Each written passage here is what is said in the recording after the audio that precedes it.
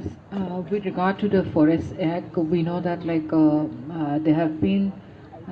amendments also, and then the main thing what I can understand till now is that there's one MLA who has been advocating, saying that even if the forest dwellers have to be evacuated, that at least the consent of the people has to be taken. And of course, what he has rightly said is that the central government have come up and said that with regard to the Forest Act and everything, that's how it started perpetually, how the eviction and everything have started. But then the main thing I would like to,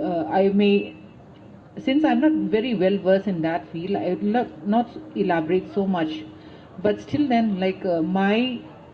for me, as somebody who has come up to be the voice for the voiceless with regards to the violence in Manipur, is that my only question is that whatever it is, there should be always a political discourse or whatever debate which they have in the assembly, rather than suddenly trying to stereotype a particular community by the head of the state as a poppy cultivator, or in the name of saying that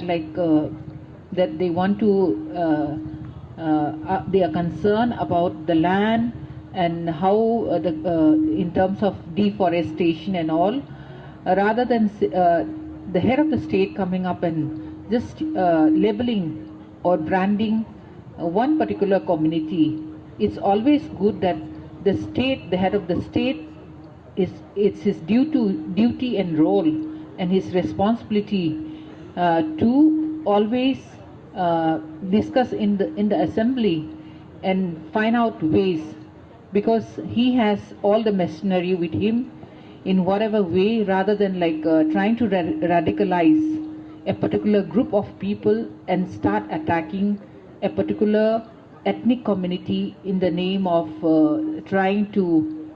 save the land of Manipur, or in terms of using targeting a particular community, saying that they are poppy cultivators. Because when we see the nexus of all these poppy cultivators and all, you cannot just simply just target one community, because there's a nexus between these big politicians, which one of the ex police officer has already made it very clear that in fact in her interview, she has made it very clear that the chief minister of Manipur is very much a part of this drug cartel. It's not my words, but it's the words of Miss Brinda Thonaucham. So these are things which really worries me as a citizen of India, as a mother. So I rather say that we have to really try and find out because we know that the politicians, when we talk, yeah, definitely they always work in tandem with especially the politicians in Manipur. I remember one of the human rights activists telling that the politicians in Manipur are spineless.